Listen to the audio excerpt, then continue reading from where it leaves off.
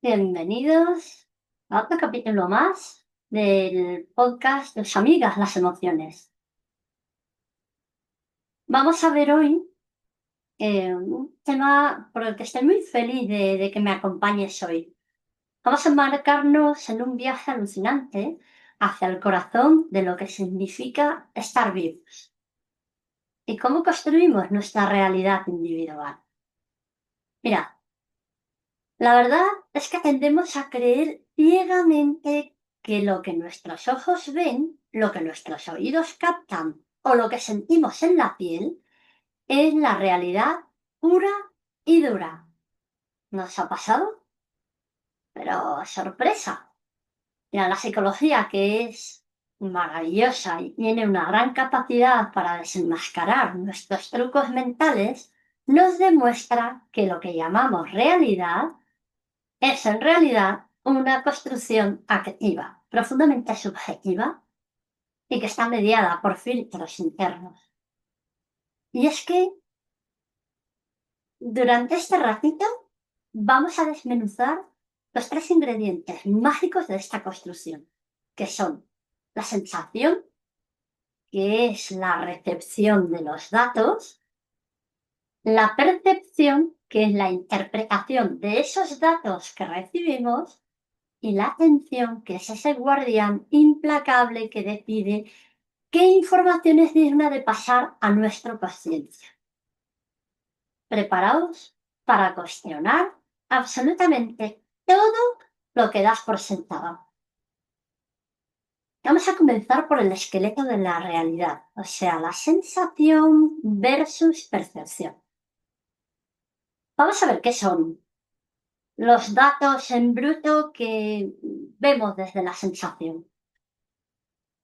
Empecemos por el principio. Lo más elemental, que es la sensación. Imagínala como la materia prima, o sea, los ladrillos sueltos y la información cruda que llega sin ningún proceso, o sea, sin procesar. Nuestros cuerpos están diseñados para recibir esta información en cualquier circunstancia que estemos, nos apetezca o no. Sí, la sensación es un proceso inevitable, casi diría yo pasivo. Los estímulos que nos rodean, o sea, el brillo de la bombilla, el claxon del coche, una caricia en el brazo, son detectados selectivamente por nuestros receptores sensoriales especializados. Pero ojo, cada sentido solo nos regala una información parcial de esa inmensidad que es la realidad. La vista es el ejemplo más dramático de nuestras limitaciones. Solo somos capaces de captar un porcentaje minúsculo del espectro total de la luz. Pensad en esto. Hay todo un universo vibrando en infrarrojos, ultravioletas, que simplemente se nos escapa. ¡Qué humildad! Veamos lo que es el filtro de la percepción cuando el cerebro da sentido a eso que hemos, valga la redundancia, que hemos sentido con una sensación. Si la sensación es captación básica del estímulo, la percepción es la fiesta mayor. Es el proceso psicológico de orden superior, a través del cual el perceptor, o sea, nosotros, toma esa información sensorial y le da sentido y significado y además interpretación. Efectivamente, le da interpretación. La percepción es una función cognitiva compleja que nos permite ir mucho más allá. Nos deja detectar, discriminar, comparar e incluso reconocer, identificar todo lo que nos rodea. Ahora, ¿cuál es la gran clave? Para que una simple sensación se convierta en una percepción auténtica, esa información tiene que integrarse obligatoriamente con todos nuestros conocimientos previos, la memoria acumulada y sobre todo nuestra experiencia vivida. Es decir, lo que percibes hoy está coloreado por lo que pasó ayer. Queda claro, ¿verdad? Vale, la gran diferencia, voy a darla de forma simple, simplificada. Mira, la sensación es la detección simple y básica de un estímulo. Ocurre ahí, en la periferia de nuestro cuerpo, con los ojos, los oídos, la piel, ¿vale? Sin embargo, la percepción es la elaboración e interpretación tremendamente subjetiva a la que le damos un significado. Y esto sucede en el cerebro, donde la sensación se mezcla y se cocina con nuestra experiencia personal. Para que esta quede clarísima, vamos a ir a la famosa pregunta filosófica. ¿Hace ruido un árbol que cae en medio de un bosque si no hay ningún organismo vivo que esté presente? Desde la psicología de la percepción, la respuesta es una gozada. El estímulo, la vibración física de las partículas que vienen en el aire, sí que existe, ¿eh? Pero si no hay nadie que lo escuche, no hay sensación. Nadie capta la vibración como un sistema sensorial. Y por lo tanto, no existe el ruido, que es la percepción, la vivencia auditiva. El ruido no está en el aire, está en nuestra mente.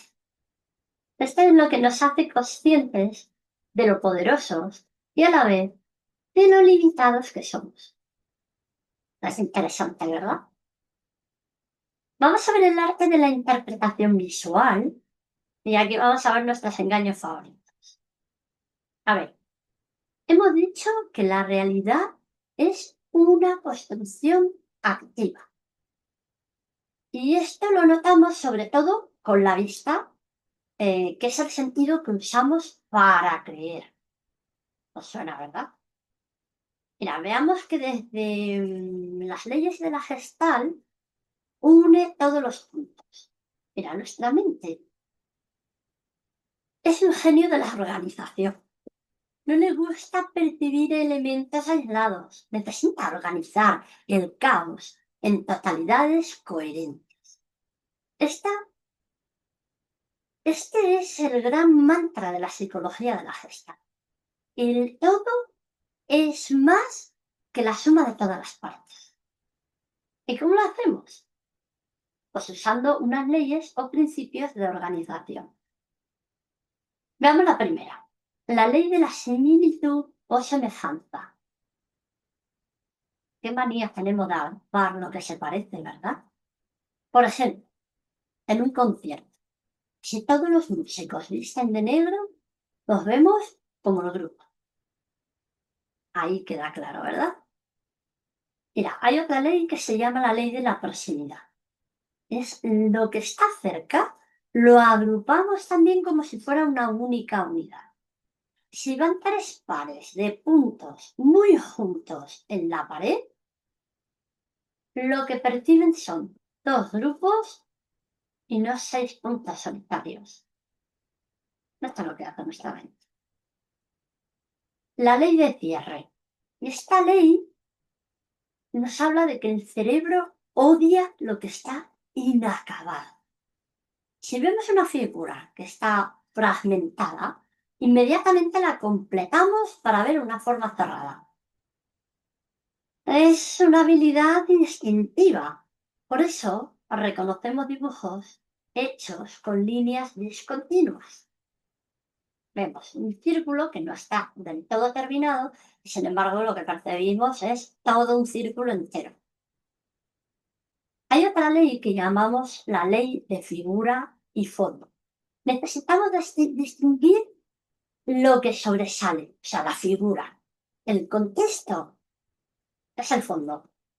Y tratamos de ver lo que sobresale del contexto. El clásico dibujo de La joven y la suegra. Es un dibujo de Baring, es muy conocido, seguro que lo conocéis y si no, os lo paso. Nos muestra que el mismo estímulo sensorial puede interpretarse de dos formas diferentes, aunque solo una puede ser figura a la vez. Además, mirad, esta habilidad es vital para la supervivencia. Pensad en el camuflaje. Funciona precisamente porque desarticula una distinción de figura del fondo para que el objeto se vuelva totalmente invisible. Vamos a ver nuestros dulces engaños y la constancia. 3. Nuestro cerebro, además de ordenar, busca la estabilidad. La constancia perceptual es lo que nos permite saber que un objeto no cambia, aunque las condiciones externas varíen. Por ejemplo, sabemos que ese mueble es rojo, aunque la luz del atardecer le haga parecer grisáceo y aunque lo veamos apagado. Esto requiere de un alto nivel de conocimiento sobre las propiedades de los objetos. Y por supuesto, aquí viene la prueba definitiva de que nuestro procesamiento neurológico, aunque brillante, a veces nos da bromas, nos da malas pasadas, que son las ilusiones ópticas. Las ilusiones son percepciones que se distorsionan, pero de estímulos que sí que existen. Son la demostración más clara de la subjetividad de nuestra percepción. Mirad, la ilusión de Muller-Lyer es dos objetos del mismo tamaño parecen totalmente diferentes, solo, en el caso, por ejemplo, dos líneas que son exactamente iguales, pero parecen diferentes dependiendo de dónde vayan las flechas, la punta de la flecha, si va hacia arriba, va a parecer más larga. Esa línea va a parecer más larga. Sin embargo, si están mirando hacia abajo, esa línea va a parecer más corta. Sin embargo, es lo mismo. Son igual de largas las líneas. Hay otra ilusión, la llaman la ilusión de panza, y estas son líneas que convergen. Estas nos engañan haciendo que una línea horizontal parezca más larga que la otra, aunque sean idénticas. Os paso dibujos, seguro que lo habéis visto.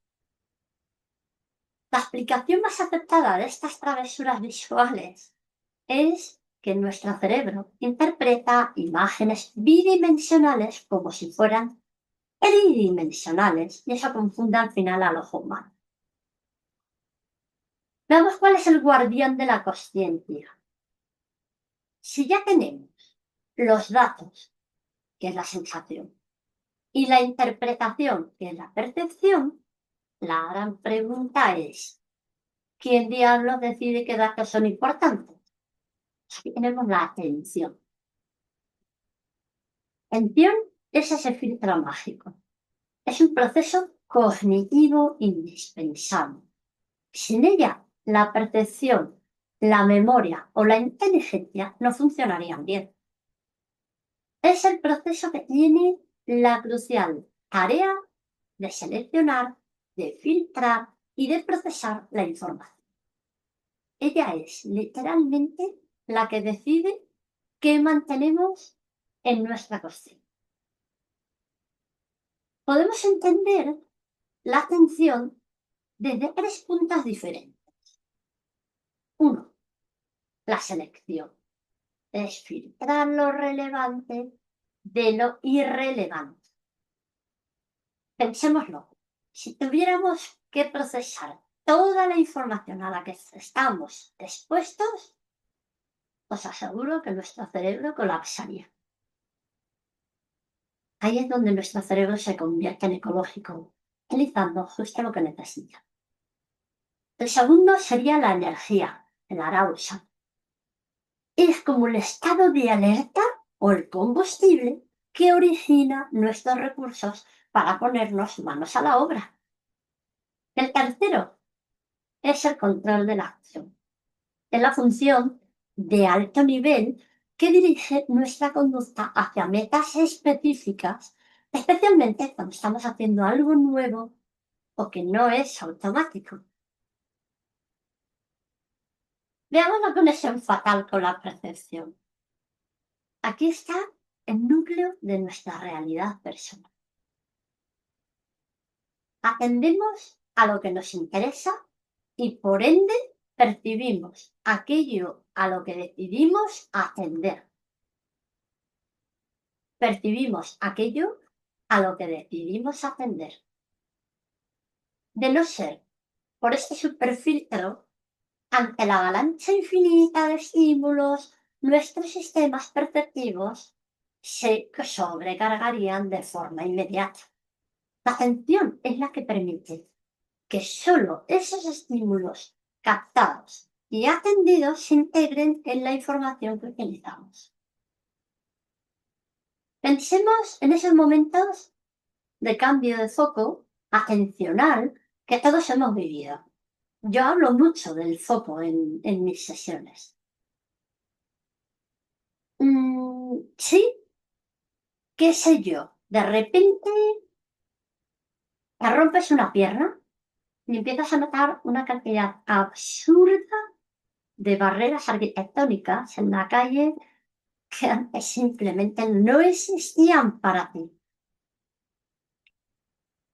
Otro ejemplo, si tu pareja o una amiga se queda embarazada de pronto, o tú te quedas embarazada, ves carritos de bebé y tiendas de premamá y de bebés por todas partes. Han estado siempre ahí. Ahí es donde está la atención. La realidad objetiva es que no ha cambiado. Ha cambiado nuestro preciso y precioso foco atencional. ¿Y qué es lo que nos hace mirar a un lado o a otro? La atención es una mezcla compleja influenciada por factores externos del estímulo, por factores internos de nosotros mismos.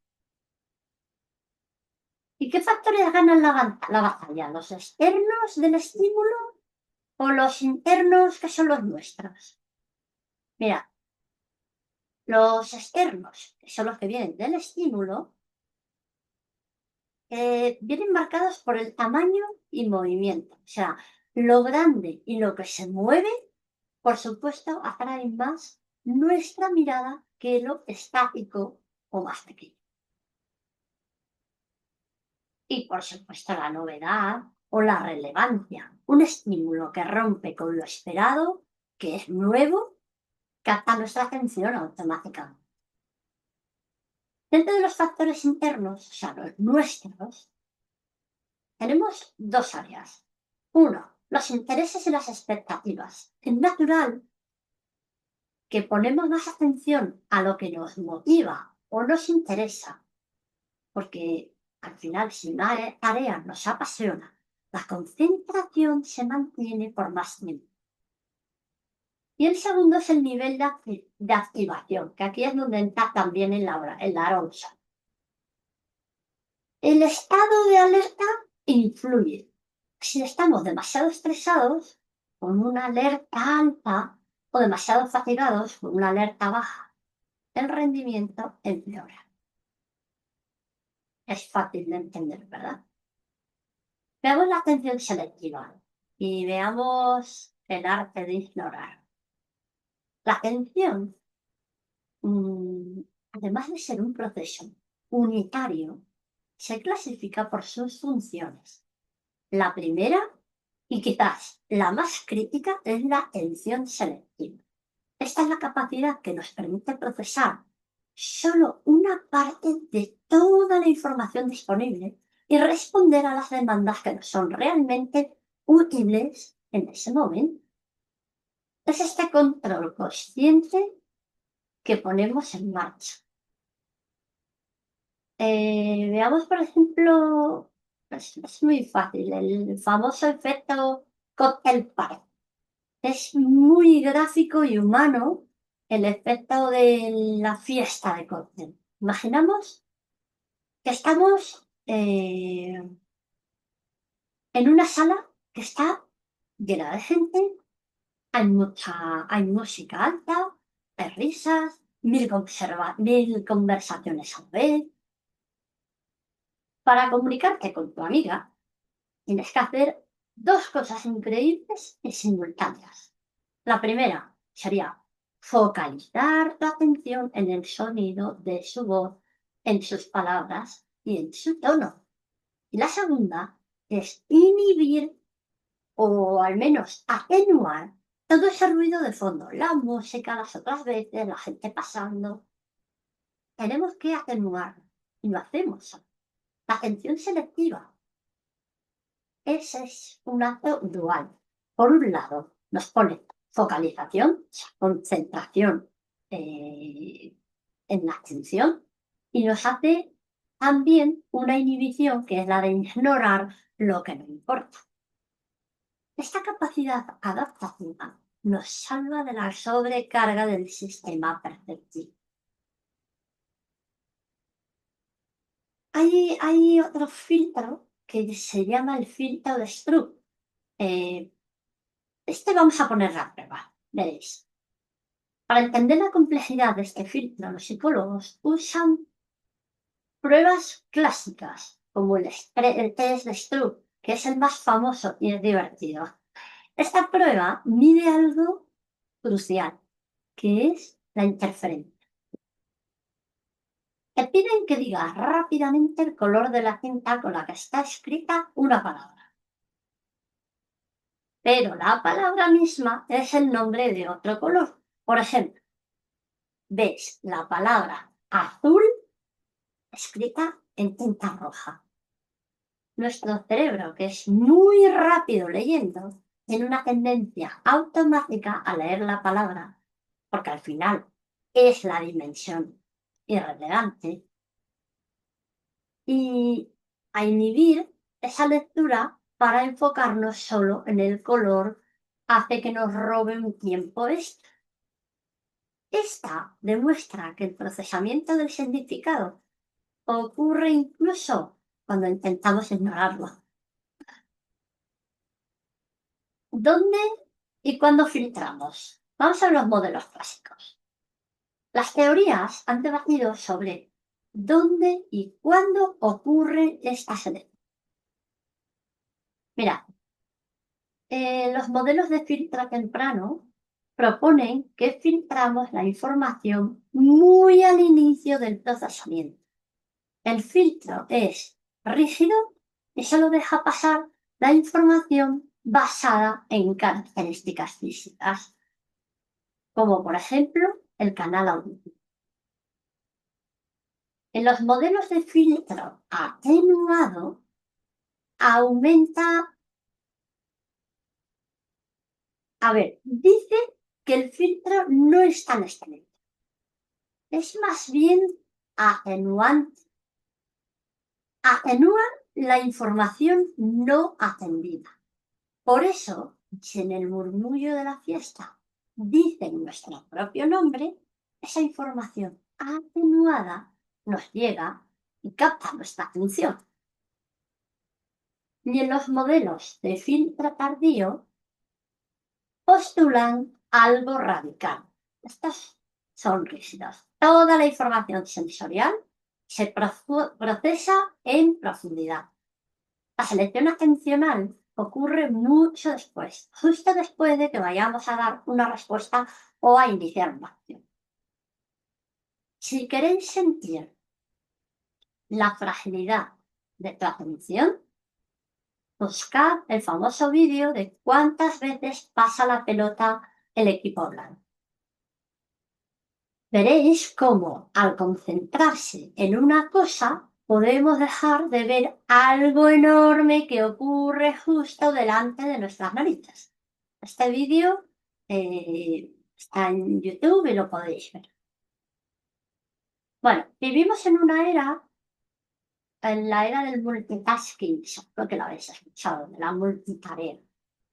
Intentando mandar correos mediante Mientras, eh, eh, a ver, vivimos en la era de esta multitarea en la que somos capaces de, o intentamos, enviar correos mientras escuchamos una masterclass.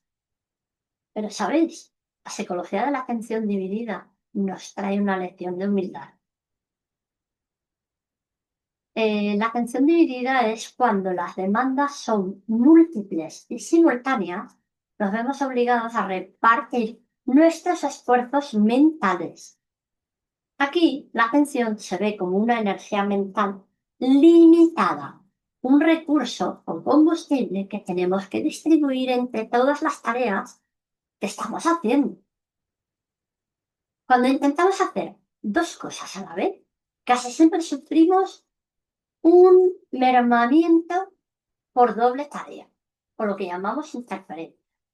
Esta interferencia es peor si las tareas son muy parecidas y requieren el mismo tipo de recursos cognitivos. Por ejemplo, hablar con dos personas a la vez. Es muy complicado que tú estés hablando por teléfono y tengas otra persona delante y puedas hablar con las dos personas a la vez. Eso no es, es imposible. Al final, lo que decía, hace un mermamiento de la atención en la conversación con la persona que tienes enfrente y la persona que tienes en el teléfono. Hay un punto crucial.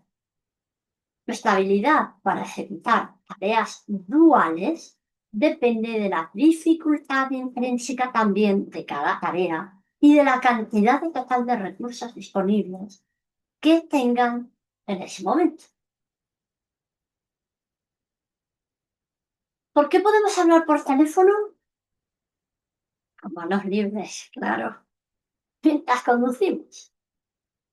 Pensad en cuando éramos novatos. Cada acción era controlada. Pisar el freno, mirar el espejo retrovisor, cambiar la marcha.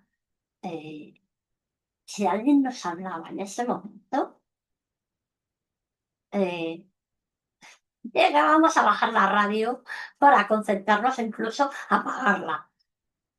Pero ¿os habéis dado cuenta que ahora esa conducción se ha convertido en automática? Que lo haces sin pensarlo. Esta es la magia de la automaticidad. Gracias a la práctica prolongada, un proceso que al inicio requería una atención cerebral eh, con un alto control, consumía muchísimo esfuerzo, pero se puede llegar a automatizar. Y esto es liberador, porque deja recursos mentales frescos y disponibles para otras tareas. Si vemos, por ejemplo, procesos controlados requieren mucha atención y esfuerzo. Sin embargo, los procesos automáticos consumen pocos recursos. En los procesos automáticos también son rápidos, se ejecutan en paralelo. Sin embargo, en los procesos controlados son lentos y suceden en serie. Dentro de estos procesos controlados, tienen mucha flexibilidad porque los dirigimos conscientemente. Sin embargo, en los procesos automáticos tienen poca flexibilidad. Es difícil cambiarlos porque lo hacemos en automático. Mira, volviendo al ejemplo de antes, si hoy tienes que aparcar tu coche en un sitio pequeñito y complicado, y llevas la música alta o estás escuchando el podcast, automáticamente bajas el volumen de la música o del podcast. ¿Por qué? Porque esa tarea, que en principio puede ser compleja, exige que le asignes más recursos controlados y evites la interferencia. ¿A que lo habéis comprendido? Vale.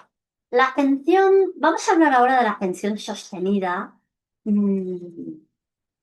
Y vamos a hablar también de nuestros sentidos químicos, ¿vale? Em, la atención sostenida, o lo que conocemos como concentración, es esa admirada y admirable capacidad de mantener el foco atencional y el estado de alerta adecuados durante periodos largos de tiempo. Primeros estudios surgieron, curiosamente, durante la Segunda Guerra Mundial, con los operadores de radar. Fijaros, allí se descubrió que en tareas que son monótonas y prolongadas, la tasa de errores puede dispararse, llegando a aumentar hasta un 15% después de solo 30 minutos. A este bajón le llamamos decremento de la atención. Este decaimiento ocurre por la monotonía, que hace que nuestro nivel de atención y de activación o arousal disminuya. Un consejo práctica de supervivencia. Si tienes una tarea tediosa o una reunión muy larga, la clave para resetear la concentración es introducir entradas sensoriales novedosas y variadas cada 20 a 30 minutos. Es como si el cronómetro atencional se pusiera a cero con el cambio de estado. La atención sostenida es clave no solo para el rendimiento, sino también para la autorregulación y la memoria. La verdad es que la dificultad en la atención sostenida en la vejez es a menudo la responsable de la percepción subjetiva de un deterioro de la memoria. Vamos a ver los vínculos emocionales más poderosos. Son los sentidos químicos de los que os mencionaba. Ya hemos hablado de la vista, hemos hablado del oído y hemos hablado del... pero hay dos más, que son el olfato y el gusto, que son nuestros sentidos químicos. Son esenciales, aunque parezcan menos importantes. ¿Y por qué digo esto? Porque están vinculados estrechamente con la supervivencia, con la memoria y, por supuesto, con las emociones.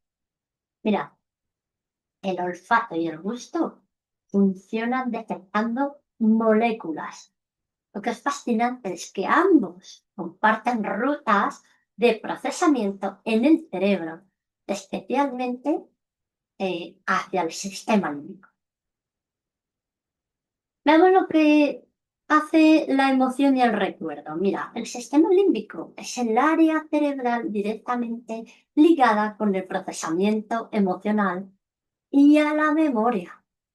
Por eso, cuando saboreamos o también olemos algo, es casi un acto reflejo que se disparan recuerdos intensos y emociones asociadas. A menudo suelen ser mm, recuerdos de un gran valor afectivo.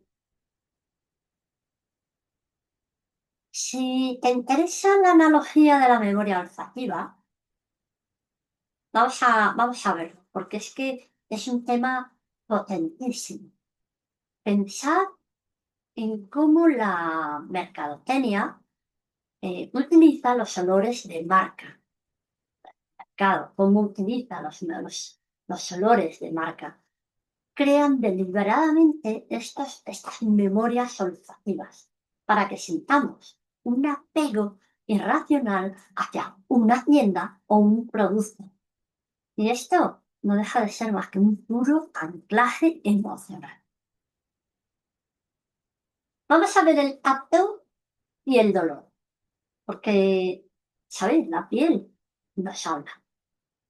El tacto o los sentidos cutáneos eh, es nuestro sistema sensorial más extenso. Es el órgano más grande de nuestro cuerpo, toda nuestra piel. Y nos permite sentir la presión, las texturas, la temperatura y, por supuesto, el dolor. Mira, el dolor es una experiencia vital. He dicho bien, es una experiencia vital. ¿Por qué? Porque es nuestra alarma y nos alerta de un peligro. Tiene tres dimensiones claves. La sensorial, que es el estímulo, la perceptual, que es la reacción de retirada, y la más importante, la emocional, que es la vivencia de ese estímulo. Aunque el dolor requiere un estímulo físico, es tremendamente subjetivo y puede ser modulado por nuestra atención y nuestro estado emocional. Veamos ejemplos de desviación atencional. Cuando alguien sufre un accidente grave o está en peligro extremo, la intensa activación emocional y la desviación atencional, que a veces nos ayuda con endorfinas internas, pueden inhibir la percepción consciente del dolor. De pronto logran hacer cosas que no harían simplemente porque la urgencia ha silenciado el dolor. Ya nos ha pasado, ¿verdad? Sabéis de lo que hablo. Y si de misterio se trata, pensemos en el dolor del miembro fantasma. El cerebro sigue recibiendo sensaciones de dolor a nivel cortical, a pesar de que una extremidad ya no está. Es una prueba escalofriante de que nuestro mapa cerebral es más poderoso que la realidad física. Bueno, hoy hemos echado un vistazo a nuestra propia arquitectura mental. Hemos comprendido que nuestra realidad no es una copia fiel del mundo exterior, sino que es una construcción mediada por lo que detectamos, que era la sensación, por cómo lo interpretamos, que es la percepción, y por ese filtro llamado atención, que decide qué información entra y cuál se queda fuera. Desde las ilusiones ópticas, que nos demuestran que el cerebro nos engaña, hasta el hecho de que un olor puede disparar un recuerdo con una intensidad emocional inmensa. Todo está supeditado a esta increíble política de asignación de recursos que está ocurriendo en tu cerebro ahora mismo. La realidad, sinceramente, es mucho menos objetiva y mucho más fascinante de lo que parece. Quizás el control más auténtico que poseemos no es sobre lo que pasa allá afuera, sino sobre dónde elegimos poner nuestro preciado foco de atención. Espero que este viaje por la percepción os haya resultado, además de esclarecedor, un poco inquietante. Bueno, soy Belén Camín. Os doy las gracias de corazón por haberme acompañado una vez más en tus amigas las emociones. Acuérdate de suscribirte, de activar la campanita para poder recibir los siguientes podcasts que yo subo al canal. Y compártelo con, con alguien que tú creas que pueda interesar. Muchas gracias por todo y hasta la próxima.